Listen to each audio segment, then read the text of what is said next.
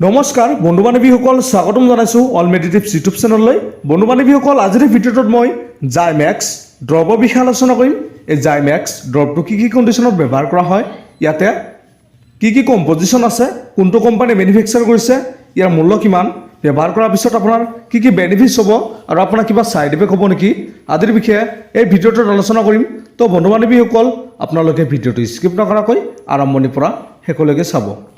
বন্ধু বান্ধৱীসকল জাইমেক্স ড্ৰপটো মেনুফেকচাৰ কৰিছে মেডেলি pharmaceutical private limited আৰু এই পেকটো চেম্পলৰ পেক হয়। আপোনালোকে যিকোনো মেডিকেল ষ্টৰত পাই যাব, আপোনালোকে কিনিবলৈ পাই যাব। ইয়াতে মুঠ 10 ml পেক আছে। ইয়াত থকা কম্পজিশ্যন বা কণ্টেণ্টসমূহ হ'ল ইয়াতে আছে pepsin 10 mg, পেপেন 6 mg, sodium citrate আছে 40 mg, মনোহাইড্ৰেট আছে 8 mg, জিঞ্জাৰ অইল আছে 0.012 ml। বন্ধুসকল ভিডিঅ'টো আৰম্ভ কৰাৰ আগতে এটা অনুৰোধ জনাওঁ, যদি আপুনি আমাৰ এই ভিডিঅ'টো প্ৰথমবাৰৰ বাবে চাই আছে আপোনালোকে প্লিজ চেনেলটো ছাবস্ক্ৰাইব কৰি দিব আৰু কাষত থকা বেল আইকনটো প্ৰেছ কৰি দিব। তো বন্ধুসকল এই জাইমেক্স ড্ৰপৰ বেনিফিটসমূহকে আলোচনা কৰিম। এই ড্ৰপটো সাধাৰণতে ব্ৰংকাইটিছ, শিশুৰ হোৱা এচিডিটি, তেজৰ অশুদ্ধি আদি নিৰ্ণয় কৰাৰ বাবে ব্যৱহাৰ কৰা হয়। বন্ধুসকল এই ড্ৰপটো সাধাৰণতে শিশুৰ বাবে ব্যৱহাৰ কৰা হয়। এই ড্ৰপত থকা প্ৰটিঅলাইটিক আৰু এমালাইটিক এনজাইম থাকে যিয়ে শৰীৰত প্ৰটিন আৰু কাৰ্বহাইড্ৰেট হজম স্বাভাৱিক কৰাত সহায় কৰে। বন্ধুসকল যিসকল শিশুৰ সদায় বদহজম হয়, কিবা খালে গেছ হয়, গেষ্ট্ৰাইটিছৰ বা সমস্যা হয়, পেট ফুলি উঠে, খোৱাৰ পিছত পেটত বিষ হয়, খাদ্য হজম নহয়, এনেকুৱা কণ্ডিশ্যনত এই জাইমেক্স ড্ৰপটো ব্যৱহাৰ কৰা হয়। বন্ধুসকল শিশুৰ হোৱা যিকোনো ধৰণৰ পেটৰ অসুখ বা পেটৰ সমস্যাত এই ড্ৰপটো ব্যৱহাৰ কৰা হয়।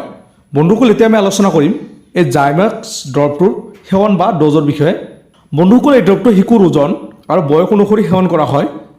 এই ড্ৰপটো সাধাৰণতে খাদ্য খোৱাৰ পিছত 0.5 ml পৰা 2.5 ml লৈকে আপোনালোকে খুৱাব পাৰিব, নৰ্মেল ড'জ হিচাপে কৈছোঁ। আৰু আপোনালোকে এই ড্ৰপটো একে সময়তে গ্ৰহণ কৰিলে বহুত ভাল ৰিজাল্ট পাব।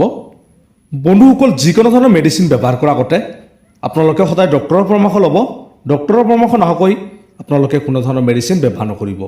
তো বন্ধুসকল এই জাইমেক্স ড্ৰপটোৰ ছাইড ইফেক্টৰ বিষয়ে আলোচনা কৰিম, যেনেকৈ আপোনাৰ শিশুৰ পেটৰ বিষ হোৱা, ছালৰ ফুহা হোৱা, ডায়েৰিয়াৰ সমস্যা, অধিক টোপনি অহা, অসুস্থ লগা বা অসুস্থতাৰ অনুভৱ হোৱা, এনেকুৱা ধৰণৰ ছাইড ইফেক্টসমূহ দেখা দিব পাৰে। বন্ধুসকল এইবোৰ ছাইড ইফেক্ট যদি সঘনাই দেখা দিয়ে তেন্তে আপোনালোকে এই ড্ৰপটো ব্যৱহাৰ কৰিবলৈ বন্ধ কৰিব আৰু ডক্টৰৰ পৰামৰ্শ ল'ব। তো বন্ধু বান্ধৱীসকল আজিৰ এই ভিডিঅ'টো ইমান আছিল। যদি ভিডিঅ'টো ভাল লাগে প্লিজ এটা লাইক কৰি দিব আৰু জাইমেক্স ড্ৰপটোৰ বিষয়ে অধিক জানিবৰ কাৰণে আপোনালোকে কমেণ্ট কৰি জনাই দিব পাৰে। ধন্যবাদ।